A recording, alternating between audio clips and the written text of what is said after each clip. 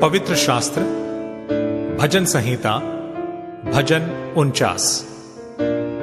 हे देश देश के सब लोगों ये सुनो, हे संसार के सब निवासियों कान लगाओ।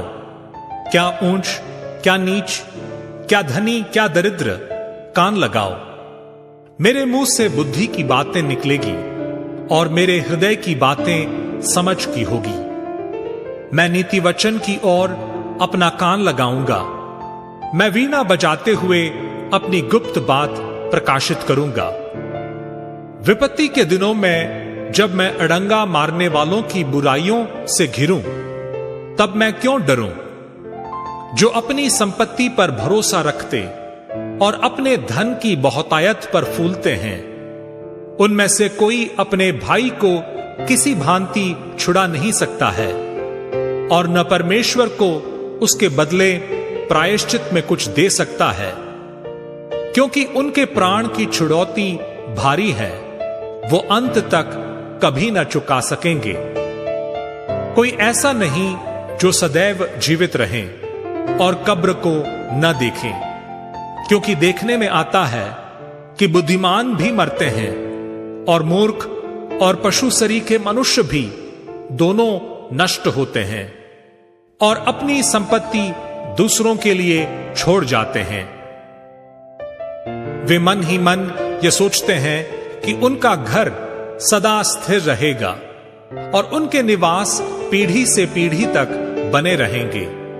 इसलिए वे अपनी अपनी भूमि का नाम अपने अपने नाम पर रखते हैं, परंतु मनुष्य प्रतिष्ठा पाकर भी स्थिर नहीं रहता।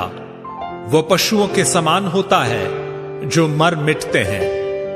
उनकी यह चाल उनकी मूर्खता है, तो भी उनके बाद लोग उनकी बातों से प्रसन्न होते हैं। वे अधोलोक की मानो भेड़ बकरियां ठहराए गए हैं। मृत्यु उनका गडेरियां ठहरी और भोर को सीधे लोग उन पर प्रभुता करेंगे और उनका सुंदर रूप अधोलोक का कौर हो जाएगा और उनका कोई आधार न रहेगा।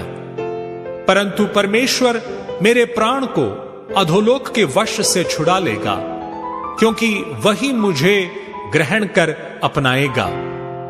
जब कोई धनी हो जाए और उसके घर का वैभव बढ़ जाए, तब तू भय न खाना, क्योंकि वो मरकर कुछ भी साथ न ले जाएगा, न उसका वैभव उसके साथ कब्र में जाएगा। चाहे वो जीते जी अपने आप को धन्य कहता रहे। जब तू अपनी भलाई करता है, तब वे लोग तेरी प्रशंसा करते हैं, तो भी वह अपने पुरखों के समाज में मिलाया जाएगा, जो कभी उजियाला न देखेंगे। मनुष्य चाहे प्रतिष्ठित भी हो, परंतु यदि वे समझ नहीं रखते, तो वे पशुओं के समान हैं जो मर मिटते हैं।